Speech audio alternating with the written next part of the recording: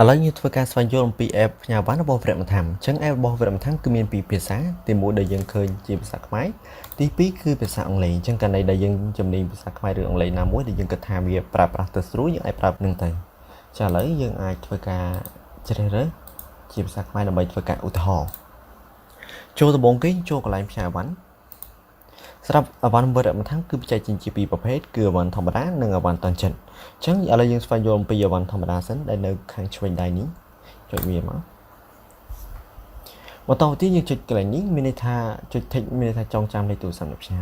ចាំបើយើងចុចអាហ្នឹងទៅមានន័យថាអូថោថាវ៉ាន់ហ្នឹងវាមានច្រើនមានពី3ចឹងទៅយើងខ្ជិលវាយលេខទូរស័ព្ទអ្នកផ្ញើច្រើនដងយើងចុចកន្លែង tick ហ្នឹងមកពេលដែលអូថោយើងចេញបងវាកែបាត់លើកទី1ហើយវានឹងចាំលេខទូរស័ព្ទហ្នឹង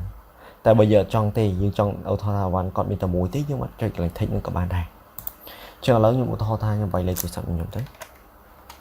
អូខេហើយលេខនេះទទួល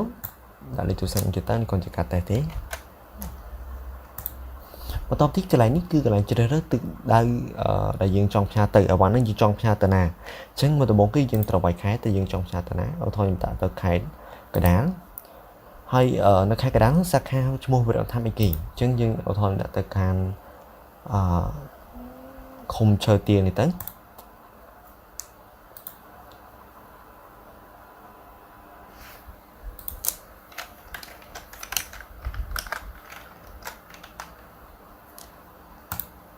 ឃុំឈើទាលបន្តទីយើងធ្វើការបញ្ជាក់នៃប្រភេទអវ៉ាន់តើអវ៉ាន់ហ្នឹងយើងចង់ផ្ញើហ្នឹងជាប្រភេទអ្វីដើម្បីគេស្រួលរកអញ្ចឹងទៅខ្ញុំដាក់ឧបករណ៍ជាប្រភេទឧបករណ៍អេឡិចត្រូនិកហើយយើងករណីដែលអវ៉ាន់ហ្នឹងនៅក្នុងបញ្ជីនៅក្នុងវិរៈមថាំវាមានយើងអាចធ្វើការចុចយើងចុចកន្លែងផ្សេងៗនេះហើយយើងចុចធ្វើការបរិយាយលើនេះមកបរិយាយឧទាហរណ៍វាជា10ទឹកសុទ្ធអញ្ចឹងទៅយើងចង់បញ្ជាក់ឲ្យគេដឹងថានឹងជាអីគេហើយធ្វើកន្លែងនេះក៏បានដែរតែខ្ញុំបញ្ជាក់មិញគឺខ្ញុំធ្វើ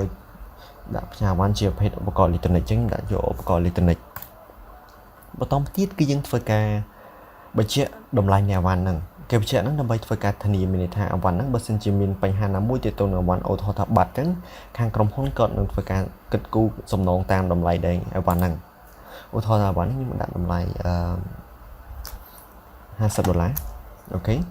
ហើយបន្តទៀតគឺចំនួនអវ៉ាន់ហ្នឹងថាខ្ញុំផ្ញើចេញទៅហ្នឹងគឺមានប្រហែលចំនួនអញ្ចឹងបើសិនជាមានច្រើនចំនួនយើងដាក់តាមចំនួនហ្នឹងមកឧទាហរណ៍2 3អញ្ចឹងទៅតែនេះខ្ញុំផ្ញើតែមួយទេខ្ញុំដាក់ផ្ញើតែមួយទៅបានដែរ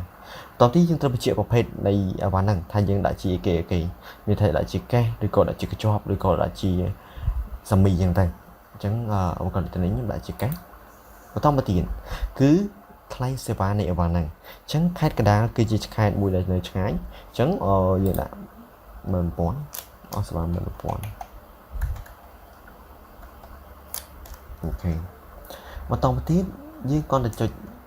រក្សាទុកនេះមកវានឹង save តំណែងនឹងអស់ចូលបន្ទាប់ពីយើងធ្វើការ print មកតែឥឡូវខ្ញុំអត់ធ្វើការនេះគ្រាន់តែការសាកល្បងទេអញ្ចឹងខ្ញុំអត់មានទៅការ save ឬក៏ print ចេញទេអញ្ចឹងបើយើងត្រូវជាស្ដែងគឺយើងត្រូវការ save ហើយយើងចុចកន្លែងប៊ូតុង print បោះពុម្ពមកឥឡូវយើងធ្វើការស្វែងយល់អំពីផ្ទាំងនៃការផ្ញើវ៉ាន់បែបតន់ចិត្តម្ដងផ្ញើអីវ៉ាន់ថ្មីកន្លែងនេះមកកន្លែងពុកក្រហមនេះមកហើយយើងដូចគ្នាដដែលគឺកន្លែងយើង tick នេះដើម្បីបញ្ជាក់ថាអីវ៉ាន់ហ្នឹងមានច្រើនជាងយើងជិលចុចច្រើនដងនៅកន្លែងហ្នឹងមកឥឡូវខ្ញុំវាយលេខដដែលតែនេះខ្ញុំសូមផ្ញើទៅខាងភ្នំពេញម្ដងអញ្ចឹងខ្ញុំចង់ទៅកាន់កំបូលតែសារៈអវ៉ាន់តន់ចិត្តនៅសាខាភ្នំពេញមួយគឺគេត្រូវដឹកទៅសាខាកណ្ដាលនៃវិរៈមថាំគឺជ្រុញវ៉ាន់ logistics សិនអញ្ចឹងកន្លែងហ្នឹងគឺយើងអត់អាចវាយភ្នំពេញកំបូល direct ទេគឺយើងត្រូវវាយជ្រុញចង្វា logistics បន្តទៀតយើងត្រូវបញ្ជាក់ប្រភេទអវ៉ាន់ដដែលឯកសារតម្លៃម៉ាន$30កញ្ចប់អីគេដែរជាសាមីអញ្ចឹងទៅបន្តទៀតទៅភ្នំពេញម៉ាសាមីតាមធម្មតាបតូចគឺតម្លៃត្រឹមតែ$6,000ទេអញ្ចឹងដាក់$6,000មកហើយតម្លៃនឹងវានឹងគុណ direct ទៅ$2,000បន្តទីកន្លែងនេះគឺកន្លែងយើងធ្វើការជ្រើសរើសទិសដៅដែលយើងចង់ទៅអញ្ចឹងមកខ្ញុំដាក់ទៅខាងណាដាក់កំបូលអញ្ចឹងទៅអូថោវ៉ាន់ទៅកំបូលដាក់កំបូលនឹងមកហើយកំបូលមកអូខេអញ្ចឹងអវ៉ាន់យើងប៉ុណ្្នឹងហើយដាក់កំបូលមកហើយវាចេញបែបនេះដោយសារតែខ្ញុំធ្លាប់វាយទីតាំងវិញម្ដងហើយ ចឹងវា load alert នឹងមក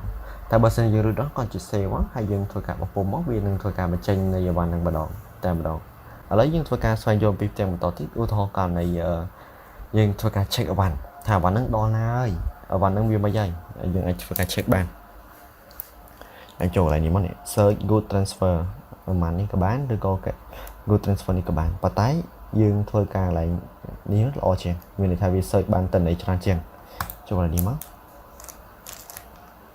បន្ទាប់ទៀតយើងធ្វើការវាយបញ្ចូលលេខទូរស័ព្ទអ្នកទទួលយើងចង់ដឹងថាអីវ៉ាន់ដល់ណាអញ្ចឹងណាអញ្ចឹងវាយលេខទូរស័ព្ទអ្នកទទួលមករហូតវាយលេខទូរស័ព្ទខ្ញុំដដែលបន្ទាប់ទៀតយើងធ្វើការ search វាមកកន្លែងស្វែងរកនេះមកហើយវានឹងធ្វើការស្វែងរកអីវ៉ាន់នឹងថាវាដល់ណាជាងអីវ៉ាន់ហ្នឹងគេផ្ញើមកដល់ណាអញ្ចឹងនេះសាខាហ្នឹងខ្ញុំផ្ញើដោយសារខ្ញុំដាក់លេខទូរស័ព្ទខ្ញុំទាំងពីរអញ្ចឹងកន្លែងទូរស័ព្ទដែលសាខាចេញអានេះសាខាទិដៃដែលគេទៅណាទៅខេត្តកណ្ដាលអញ្ចឹងទៅហើយយើងអាចធ្វើការ check មើលកន្លែងនេះប្រភេទអញ្ចឹងអីវ៉ាន់ហ្នឹងជាប្រភេទ transfer គឺមានន័យថាអីវ៉ាន់ហ្នឹងធ្វើការវាយបងចេញហើយ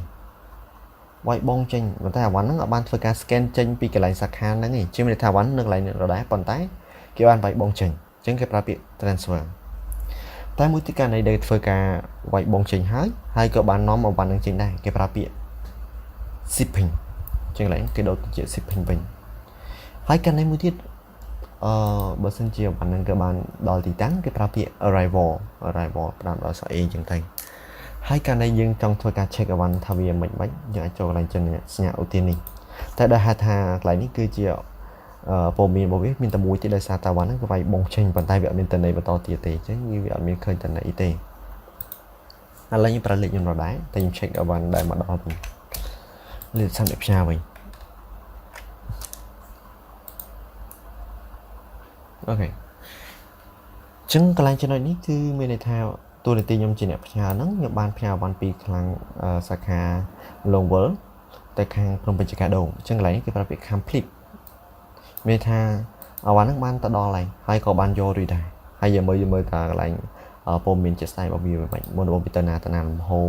នៃការដឹងជូនហ្នឹងជាអាចចូលកន្លែងក្រៅនេះមកអញ្ចឹងកន្លែងមុនដំបូងថ្ងៃទី23ខែ4ឆ្នាំ2025នេះគឺបានវាយបងចេញនៅម៉ោង 12:53 នាទីហើយយើងបានធ្វើការដឹកចេញទៅជាពីសាខារបស់យើងនៅម៉ោង 12:54 នាទីអូខេហើយតាមទុកណាមានន័យថានេះយើងបានវាយបងចេញហើយបន្តទៀតយើងធ្វើការ scan អីវ៉ាន់នឹងចេញទៅខាងសាខាមួយទៀតអ